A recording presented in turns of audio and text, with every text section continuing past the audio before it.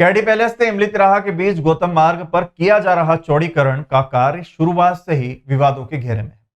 पिछले 4 माह से किए जा रहे चौड़ीकरण कार्य में कई बार विवाद की स्थिति बन चुकी है। अब एक धार्मिक स्थल की दीवार दरक जाने के कारण स्थानीय लोगों में आक्रोश व्याप्त है। काम कर रहे ठेकेदार की लापरवाही के कारण धार्मिक स्थल को नुकसान होने का मामला सामने आया है।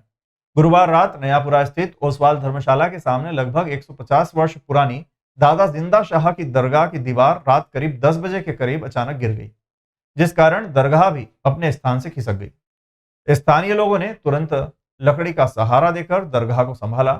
लोगों ने बताया कि चौड़ीकरण कार्य के दौरान कई बार ठेकेदार को दरगाह के नीचे खुदाई न करने और उचित सपोर्ट लगाने के लिए कहा गया था, लेकिन लापरवाही के कारण कोई भी सुनने वाला नहीं है। इसका नतीजा ये हुआ कि गुरुवार रात दरगाह गिरते गिरते बची। जानकारी लगते ही स्थानीय पार्षद सपना सांखला भी मौके पर पहुंची और निगम के अधिकारियों से बात करने का प्रयास किया। कई बार फोन करने के बाद भी ठेकेदार ने फोन नहीं उठाया। हालांकि पार्षद ने जल्द ही दरगाह के नुकसान हुए हिस्से को रिपेयर कराने का आश्वासन दिया है। घटना के बाद मौके पर लोगों की भारी भीड़ लग गई। जिस समय दरगाह की दीवार गिरी, वहां पास कई बच्चे भी खेल रहे थे। गनीमत यह रही कि किसी को कोई चोट नहीं आई। देखो, ये इस कारण की वजह से धसी जैसे कि नाली खुद रही थी, तो हमने उनको बोला था कि भैया आप नाली खोदो, हम प्रशासन के साथ है, नाली खोदिए, आप आराम से खोदिए, कोई दिक्कत नहीं। और उन्होंने खोदी और उसके बाद में खोदने के बाद में मैंने कहा था कि इसके अंदर पाइप डाल दीजिएगा। पाइप डाल दोगे और भराव कर दोगे तो ये दीवार नहीं खसकेगी और ये धीरे धीरे खसक के पूरी दीवार गिर जाएगी। इसके जवाबदार आप लोग हैं। ठेकेदार से बोल दिया था मैंने, इस बात की बोल दिया था, मतलब क्लियर बता दिया था मैंने ठेकेदारों को उनको। तो उन्होंने बोला था ठीक है भैया हमारे को खोदने तो दीजिए आप। तो मैंने उनको दे दिया खोदने के लिए, खोद लिया उन्होंने। बाकी उन्होंने भराव नहीं करा और पाइप नहीं डाला। इसकी कारण की वजह से, मतलब उनकी लापरवाही की वजह से ये पूरा काम हुआ और ये दीवार गिरी। वो तो अच्छा हुआ कि कोई सी अनहोनी नहीं हुई, बच्चे यहीं पे खेलते थे साथ में। कितने दिनों तो खुदाई चल रही है यहाँ पे और क्या कुछ कम से कम 2-3 महीने होगा सर। ऐसे पड़े बड़ी मुश्किल से तो उन्होंने कचिल्ला चोट करके तो हमने काम करवाया उनसे, ठेकेदारों से।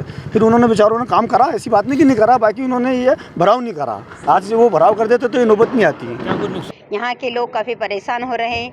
आज अभी की बात करूँ मैं कि शाम के समय यहाँ पर बच्चे खेल रहे थे और जो दरगाह है, दरगाह की जो दीवार थी वो पूरी धंस चुकी है नीचे।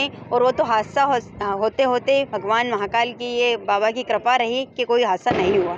क्योंकि हम लगातार ठेकेदार को अवगत करा रहे हैं कि यहाँ की दीवार जो आपने जेसीबी से खोदा है और दीवार जुड़ रही है, कोई सा भी हादसा हो सकता है, पर किसी ने ध्यान नहीं दिया। आज आखिर जा कर के ये ऐसा हो ही गया है।